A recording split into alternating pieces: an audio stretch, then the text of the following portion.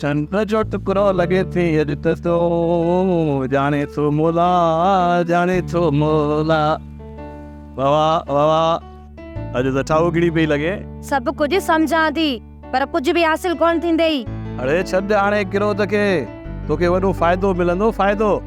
हाँ अॻु में बि त तो मूंखे ईअं ई चयो टको बि हासिल कोन थियो। ॾिस उर परी रोज़ जुमो ना आहे हूंदो चरी हिननि 12,000 मां पूरो लख मिलंदई लख। 12,000 वरी काथे आहिनि? छो 12,000 छो न आहिनि? हा इहो वरी छाजे लाइ? हा साईं तुंहिंजे लाइ त इहे कुझु बि न आहिनि। हॾ हलाई आहे न त इन्हनि पैसनि जी तोखे ख़बर पवे हा। ॾे त सरकार दी न त पोइ उते बि त वात पटियो वेठा आहिनि न। हिकु त एॾी गर्मीअ में न पाणी आहे न एॾी छांव आहे। मायूं वीचारियूं उते लताड़जी थियूं मारनि कंहिंजी बांह भॼी थी पए त कंहिंजी टंग भॼी थी पवे। जेके वरी उते मुहांडा वेठा आहिनि न उहे छा था कनि 3,000 त उहे था कटीनि। 12 मां विया 3 बाक़ी ॼण था 9 पिणे खे साण वठी वियसि वरी उन जूं अलॻि फरमाशूं। तमां 500 त ॾे सिगरेट वठां समोसा वठां के पकोड़ा वठां वरी 500 जी मूंखे रोक ॾे।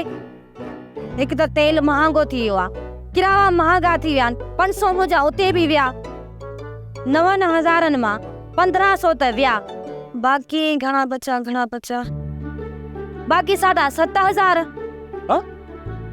चवे छा थी 7,500 बस?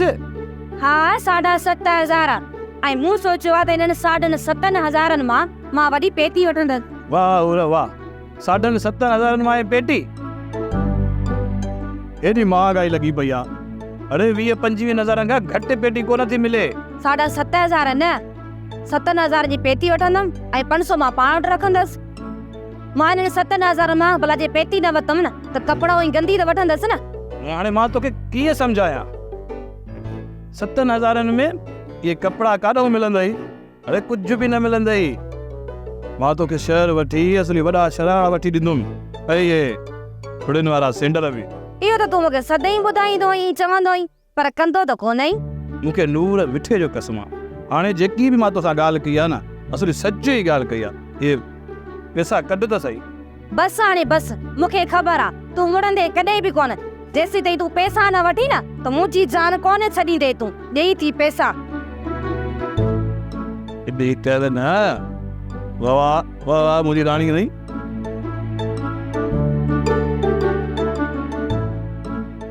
हाणे ये पैसा पंहिंजा खीसे में न विझ। मूंखे हिननि मां 1,000 रुपया ॾे। वरी छाजो 1,000 केरु त आहे? छो मुंहिंजो 1,000 रुपया बि हक़ न आहे? पैसा हुआ हाणे इहे पैसा तुंहिंजा न आहिनि। ॿुध या पेटी ऐं लटा मुफ़्त जा मिलंदा छा? ॾिस इहे न कर। मां एॾो गर्मी में उते कीअं पैसा वठी आई आहियां। मूंखे हिननि मां 1,000 रुपया ॾे हिकिड़ो। चङो नथी मुड़े त वठ भला वठ। साह थो निकिरे